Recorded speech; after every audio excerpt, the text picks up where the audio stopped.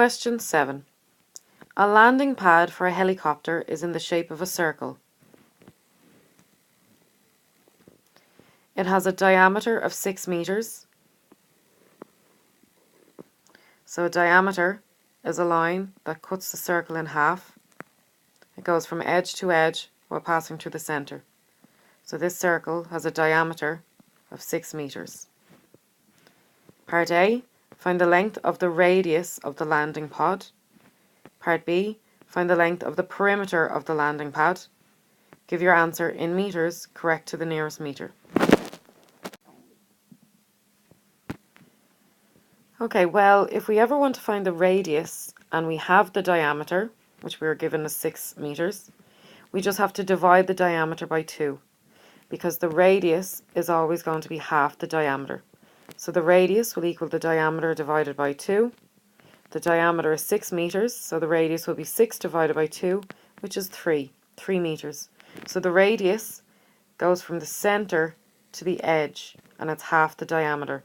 The diameter was 6, half of 6 is 3, so the radius is 3 meters. Part B, find the length of the perimeter of the landing pad. Give your answer in meters, correct to the nearest meter. Well, the perimeter of the circle is the length around the circle, which is known as the circumference. So it's the distance around the circle. So this is known as the circumference of the circle, or the length around the circle. So the formula for circumference is given to you in the formula book, and it's written as L equals 2 pi r, where the L represents length around the circle. So that L there represents length around the circle. And the R stands for the radius which we found to be 3 meters. So we have our formula, 2 pi r. They're all stuck together, which means we multiply them together. We swap the r for a set of brackets. Whenever we're doing any substitution, we always swap the letter for brackets. And we're going to put the radius inside the brackets, which is 3. We got 3 meters for the radius, because half of 6 is 3, and half of the diameter will give us the radius. So 2 pi times 3, put it into the calculator and press SD to get it as a decimal, and we get 18.8495 ... Now we were asked to give our answer in meters, correct to the nearest meter. So we have to round 18.8495 off to the nearest meter, which means we have to look at the first decimal place, which is 8. And 8 is above 5, and the rule is 5 or more, let it soar. So round it up if it's 5 or more. 4 or less, let it rest. So let it stay the same. So 8 is clearly more than 5. So the 18 has to round up to 19. So 18.8495 rounds off to 19 meters. So the length of the perimeter of the landing pad, so the distance around the edge, the circumference, is approximately 19 meters. If this had said 18.1, we would round it down to 18. If it had said 18.2, we would round it down to 18, 18.3, 18.4, all rounded down to 18. If it said 0.5, 0.6, 0.7, 0.8 or 0.9, it would have rounded up to 19.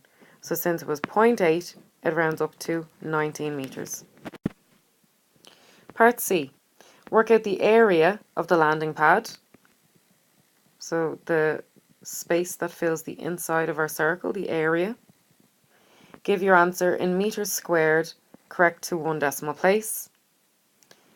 And then a helicopter leaves Shannon at 9:30 a.m. and arrives in Limerick at 9:45 a.m. the same morning. It travels 25 kilometers during this journey.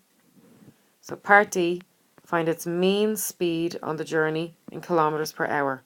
So its mean speed means its average speed. Okay, so to find the area of a circle, we're going to use a formula from our formula book for the area of a circle, which is pi r squared. And the r represents the radius. So what we're going to do is swap the r for a set of brackets. Every time you do substitution, we swap the letters for brackets. and we're going to put the radius inside the brackets. The radius we got from the first part of the question to be 3 meters. So the radius is the distance from the center of the circle to the edge. And remember, the diameter was 6 meters, and the diameter goes from one side of the circle to the other, crossing through the center. And the radius is always going to be half of the diameter. So half of 6 was 3, so the radius is 3. So pi r squared becomes pi multiplied by 3 squared. You put this into the calculator and you get 9 pi, and then you press SD to get a decimal. So we get 28.2743. Now we want to round this off to 1 decimal place. So what we do is we look at the second decimal place, and that tells us what to do.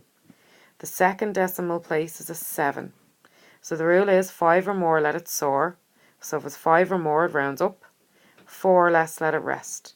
So if it's 4 or less, it just stays the same.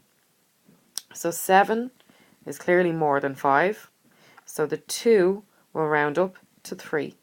So we get 28.3 meters squared to 1 decimal place. So if we had 28.21, we would have rounded to 28.2. If we'd had 28.22, we would have again rounded to 28.2.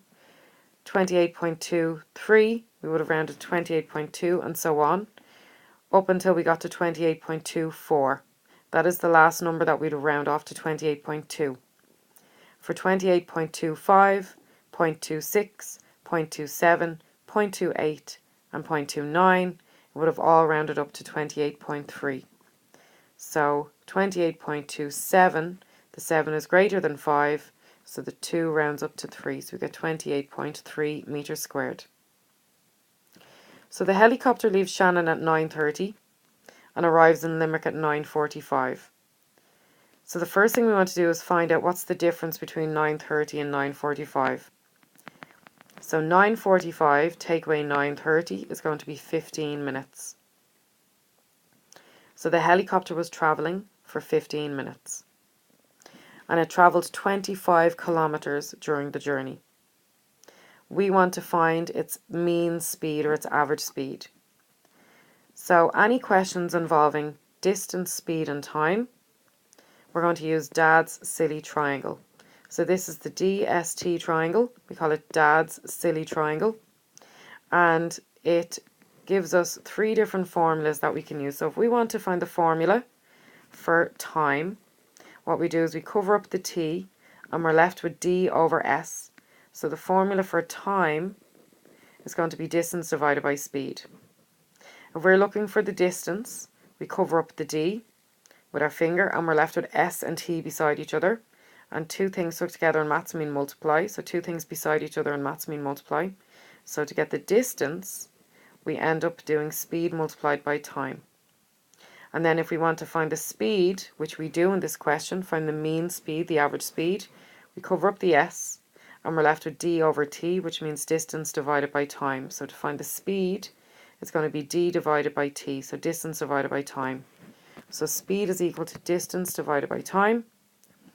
The distance was 25 kilometres, so that's our numerator, 25 kilometres. And the time was 15 minutes. But since we're interested in kilometres per hour, we have to change the 15 minutes into an hour. So since there are 60 minutes in an hour, we're going to do 15 minutes divided by 60. And 15 divided by 60 is 0.25. So we get 0.25 hours for the time. So the reason we divided by 60 was there's 60 minutes in an hour. So the distance is 25 kilometres. The time is 0.25 because we changed the 15 minutes into hours, so 0.25 hours. And 25 divided by 0.25 gives us 100, and it's kilometres per hour. So its mean speed or its average speed on the journey in kilometres per hour was 100 kilometres per hour.